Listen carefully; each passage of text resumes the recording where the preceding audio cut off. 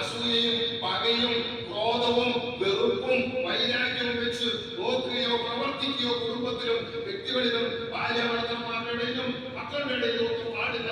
ഇത് പഠിപ്പിക്കാൻ വേണ്ടിയാണ് ഹബീബന്മാരെ നോമ്പ് നമുക്കുണ്ടാകുന്നത്. ആ ഒരു പരിവർത്തനം നമ്മുടെ ജീവിതത്തിൽ കാണണം.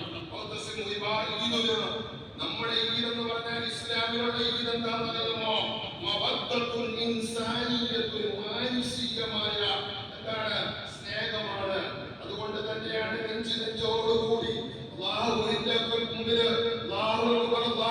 വലിയവനാണെന്ന് പറഞ്ഞ് മഹല്ലിലുള്ള അടുത്തതും അഹമ്മദും കെട്ടിച്ചു വിട്ടതെല്ലാം മക്കള് മാതാപിതാക്കളുടെ വീട്ടിലേക്ക് അവരെ കണ്ട് അവരുടെ സന്തോഷം അന്വേഷിക്കാൻ, അവർക്ക് പെരുന്നാളിന്റെ ഹദിയ കൊടുത്ത് സന്തോഷിപ്പിക്കാൻ അവർ വന്നതിന് ശേഷം ആ മക്കളോടും കുഞ്ഞുമക്കളോടും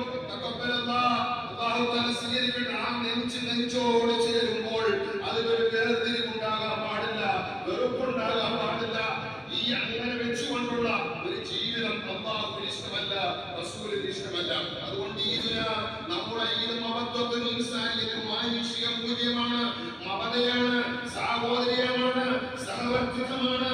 ഒരു ഏത് ജാതിയിൽപ്പെട്ട മനുഷ്യനായാലും ഏത് മതത്തിൽപ്പെട്ട മനുഷ്യനായിരുന്നാലും അവൻ മാനവൻ, മനുഷ്യൻ എന്നുള്ള പരിഗണന എല്ലാവരും പരസ്പരം കൊടുക്കണം. ജാതിയുടെ വർണ്ണവർഗ വിവേചനം പാടില്ല.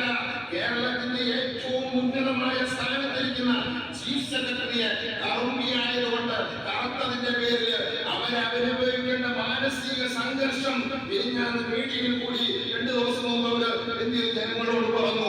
എന്റെ ഭർത്താവ് വെളുത്തവൻ പോയപ്പോൾ കറുത്തവൾ നിന്നു. അതീവന്മാരെ മനുഷ്യൻ ദുഷിച്ച് കേരളത്തിൽ ഈ ഇസ്ലാം ഇവിടെ ഉണ്ടായത് എങ്ങനെയാണെന്ന് അറിയാമോ? ആ AD 52 സെന്റ് തോമസ് കൊടുങ്ങല്ലൂരിൽ പായക്കമ്പൽ നടത്തിയത്. AD 642 എന്താ മാലിക്കടി നായരും ഹബീബുർ റഹ്മാനും കൊടുങ്ങല്ലൂരിൽ ഇറങ്ങിയത് ഒരേ സ്ഥലത്ത്.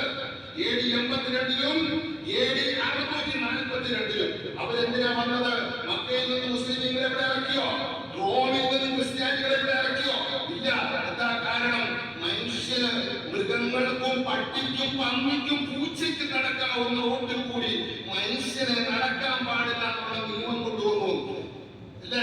അതുകൊണ്ടല്ലേ കണ്ടു തൊട്ടുകൂടാത്തവർ, തീട്ടിക്കൂടാത്തവർ, ദൃഷ്ടിയിൽ പെട്ടാലോ ദോഷമുള്ളോർ, കിട്ടില്ലാത്തോർ, തമ്മിലുണ്ണാത്തോരിങ്ങനെ ഒട്ടല്ലോ ജാതി കോമരങ്ങൾ.